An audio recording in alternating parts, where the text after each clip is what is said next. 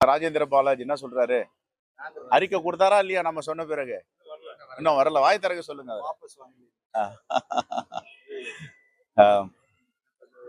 இந்து மக்களுக்காக ஒரு இயக்கம் இருக்கிறது என்று பாஜக சொல்லிக் கொள்ளுகிறது. ஆனால் கடந்த காலங்களில் சபரிமலைக்கு 48 நாட்கள் விரதம் இருந்து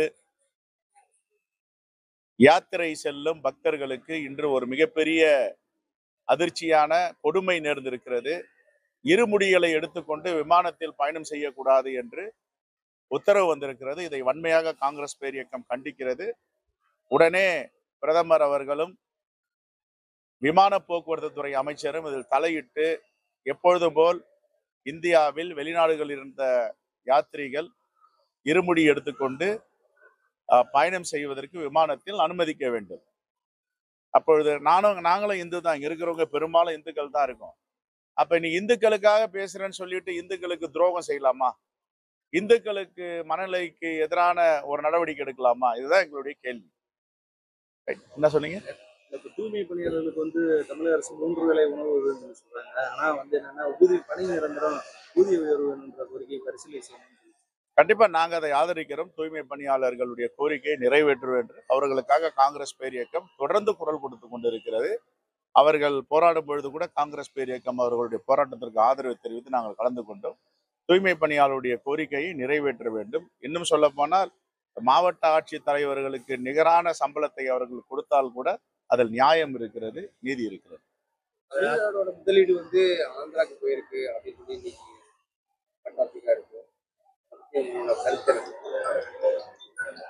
இல்ல, அவரு ஒரு புள்ளி விவரத்தோடு பேசுறாரா, யாராவது எழுதி கொடுத்து தவறான செய்தியை சொல்றாரா தெரியாது.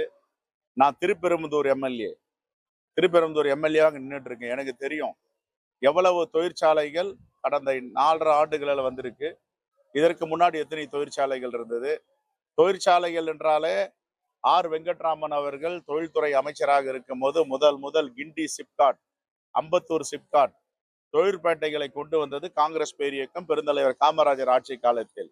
அதற்கு பிறகு படிப்படியாக வெளிநாட்டு முதலீடுகள் தாராளமயமாக்கப்பட்ட போது, காட் ஒப்பந்தம் ஏற்பட்ட பொழுது மன்மோகன் சிங்குடைய ஆட்சியில, டாக்டர் மன்மோகன் சிங் ஆட்சியில பெரும்பாலும் அந்நிய முதலீடுகள் இந்தியாவிற்கு வர தொடங்கின. அதில் முதன்மை மாநிலமாக தமிழ்நாடு இப்பொழுது விளங்கி கொண்டிருக்கு. இதற்கு யார் காரணம்?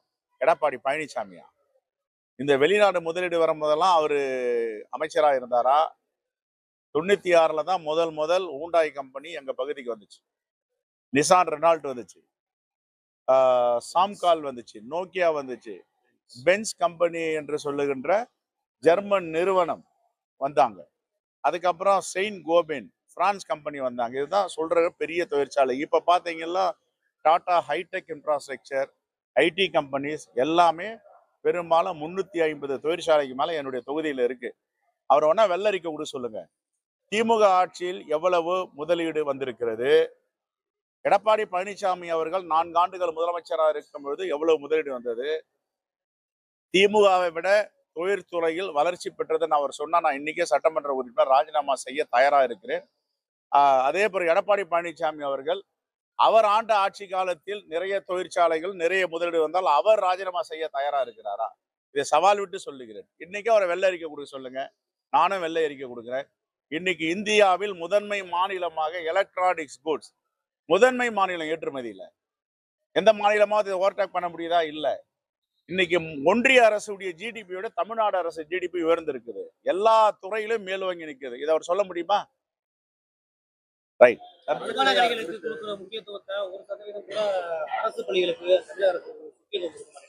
இல்ல, அரசு இப்போ அன்பில் மகேஷ் அவர்கள் பள்ளிக்கல்வித்துறை அமைச்சராக இருக்கும் போது ஒரு தனியா ஒரு வெப்சைட் ஆரம்பிச்சிருக்காங்க. இப்ப ஏற்கனவே கற்றல் வழி கல்வி, செவி வழி கல்வி, பல கல்வி முறைகளை புதுமையாக நடைமுறைப்படுத்தி இருந்தாலும் இப்பொழுது பள்ளி கல்வித்துறை ஒன்றிய அரசு கூப்பிட்டு விருது கொடுக்கும் அளவிற்கு இருக்கு. சரி, ஆனா ஒன்றிய அரசுடைய பங்களிப்பு என்ன? இப்ப யாரோ ஒருத்தர் சொல்றாரு, நீங்கள பள்ளி கல்வித்துறை ரொம்ப மோசமா இருக்குன்னு.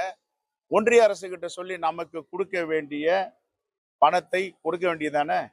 ஏன் இது வரைக்கும் கொடுக்கல? டீச்சர்ஸ்க்கெல்லாம் ஆசிரியர் பெருமக்களுக்கு சம்பளம் கொடுக்கறதுக்கு பணத்தை கொடுக்க மாட்டேன்றாங்க.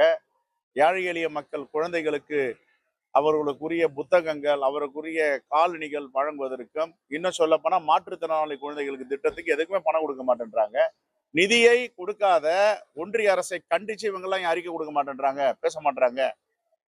எஸ்ஐஆர்னா தமிழ்நாடே பிதுங்கி இருக்கிறது. இந்த எஸ்ஐஆர் தேவையா என்று. எஸ்ஐஆரை பார்த்து அச்சம் ஏற்பட்டு இருக்கிறது. ஆனா ஒரே ஒரு கட்சி ஆதரிக்குதுன்னா அது அதிமுக தான். அது எப்படியாப்பட்ட கட்சியா இருக்கும்? மக்களுக்கான கட்சி அதிமுக. மக்களுடைய நிலைமையை தெரிந்து கொள்ளுகின்ற கட்சி அது. மக்களுக்கு எதிராக செயல்படுகிறார்கள். அவங்களுக்கு டெல்லி எஜமான் என்ன உத்தரவு போடுறாங்களோ அதை நடைமுறைப்படுத்துவாங்க. திமுகவோட வாக்கு பிரியும் சொல்லியிருக்கீங்க, அறிக்கையில கொடுத்திருக்கீங்க. திமுகவோட திமுக எதிரான வாக்கு பிரியும் அப்படின்னு சொல்லியிருக்கீங்க. அது உண்மையா தெளிவா எப்படி? இல்ல இப்ப 4 முனை போட்டி ஏற்படுவதால் எப்பவுமே ஒரு கட்சி 5 ஆண்டுகள் ஆட்சியில இருக்குன்னா அந்த கட்சிக்கு ஆன்டி என்கம்பன்சின்னு ஒண்ணு இருக்கும். அப்ப அந்த ஆன்டி என்கம்பன்சி ஓட்டு, எதிர்மறை ஓட்டை யார் எடுப்பார்கள்? அந்த வாக்குகளை எடுப்பது எதிர்கட்சியா இருக்கும். ஆனா இப்ப எதிர்கட்சிக்கு நிகராக 2-3 கட்சி களத்தில் நிக்க போகுது. அப்ப எங்க போய் சேரணுமோ அந்த வாக்குகள் அங்க சேராம வேற இடத்துக்கு போய், இதான் யதார்த்தம். இதான் யதார்த்தமான உண்மை. ஆகையால் இந்தியா கூட்டணி இப்பொழுது 45% வாக்குகள் இருக்கின்றன என்று பத்திரிகையாளர் சொல்றாங்க. நாங்க சொல்லல, புள்ளி விவரத்தோட சொல்றாங்க. அது இன்னும் 50% உயரும். வரவேறு எஸ்ஐஆருக்கு யார் யாரெல்லாம் எதிராக குரல் கொடுக்கிறார்களோ அவர்களெல்லாம் வரவேற்கிறோம். எஸ்ஐஆருக்கு எதிராக ஒன்றிணைந்து குரல் கொடுக்க வேண்டும். எப்படி முல்லை பெரியார் ஆகட்டும், காவிரி ஆகட்டும், கேரளா மாநிலத்திலும் கர்நாடகாவிலும் எல்லா கட்சிகளும் ஒருங்கிணைந்து அந்த முதலமைச்சர் பின்னால் அணிவகுத்து நிற்கிறார்களோ அதே போன்று நம்முடைய முதலமைச்சர் பின்னால் எல்லோரும் அணிவகுத்து நிற்க வேண்டும். நீங்க சொல்லி உங்களை மாதிரி சொல்லித்தான் கேள்விப்படுறோம். எங்களுக்கு ஆதாரபூர்வமா எங்களுடைய காங்கிரஸ் தலைமை நீங்க போய் பேச்சுவார்த்தை நடங்க அப்படிலாம் ஒன்னும் சொல்லல. திமுகவோட இந்தியா கூட்டணியோட ரொம்ப வலிமையாவும் உறுதியாவும் நாங்க இருக்கோம். எந்த காலத்தில் நாங்க யாரும் சொல்லல. சில பேர் ஸ்பெகுலேட் பண்றாங்க. யார் சொல்லணும் இதை? எங்க தலைவர், நாங்க எல்லாம் நெஞ்சமெல்லாம் நிறைந்திருக்கின்ற தலைவர் ராகுல் காந்தி சொல்லணும். எங்களுடைய அகில இந்திய காங்கிரஸ் கமிட்டி தலைவர் மரியாதைக்குரிய மல்லிகார்ஜுன கார்கேஜி சொல்லணும். இல்லைன்னா அவர்கள் அனுப்பி இருக்கின்ற எங்களுடைய பொறுப்பாளர் திரு கிரீஷ் ஜோடங்கர் சொல்லணும். ரோட்ல போறவங்க வரவங்க எல்லாம் சொல்றாங்கன்ற இதை போய் பத்திரிகையில செய்தியா போடுறீங்க. அது எந்த விதத்துல சரி? இது ஒரு ஆத்தென்டிக்கா கேட்கணும். நீங்க இது மாதிரி ஸ்பெகுலேஷன் ஸ்ப்ரெட் ஓவர் பண்றதுனால யாருக்கும் எந்த வித பயனும் கிடையாது. குழப்பம் தான். மேகதாது விஷயத்துல யார் சொல்றது? யாரு அவர் என்ன கையாண்டாரு? அவர் காலத்துல தமிழ்நாட்டில் தேனும் பாலும் ஆறா ஓடுச்சுன்னு சொன்னாங்களா? அப்ப முடிச்சு வைக்க வேண்டியதானே மேகதாதுவை? ஏன் முடிச்சு வைக்கல? உச்ச நீதிமன்றத்தில் வழக்கு நிலுவையில் இருக்கிறது. அங்க ஒரு செங்கல்ல கூட உச்ச நீதிமன்ற அனுமதி இல்லாமல் தமிழ்நாட்டுடைய கன்சர்ன் இல்லாமல் எடுத்து வைக்க முடியாது. மேகதாது விஷயமாகட்டும், முல்லை பெரியார் ஆகட்டும், காவிரி பிரச்சனையாகட்டும், தமிழ்நாடு காங்கிரஸ் கமிட்டி தமிழ்நாடு மக்களுடைய வாழ்வாதாரத்திற்காக தொடர்ந்து உறுதுணையாக இருக்கு.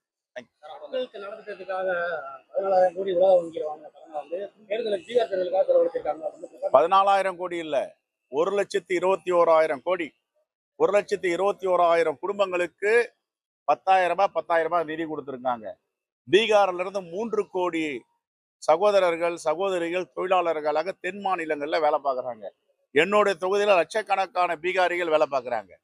ஆனால் அவர்கள் அந்த மாநிலத்துல என்ன நடக்குதுன்னு கேட்டா, ஏறக்குறைய 15 விழுக்காடுக்கு மேல் பிலோ பாவர்ட்டி லைன், வறுமை கோட்டின் கீழே இருக்காங்க. இந்த வறுமையை பயன்படுத்தி 10,000 கொடுத்து அவர்கள் வெற்றியை எடுத்துக் கொள்ளுகிறார்கள் என்றால் எங்க ஜனநாயகம் இருக்கு? ஜனநாயகம் விழக்கூடாது, ஜனநாயகம் தழைத்து வாங்க வேண்டும். அதற்கு காங்கிரஸ் பேரியக்கம் என்றென்றும் குரல் கொடுக்கும்.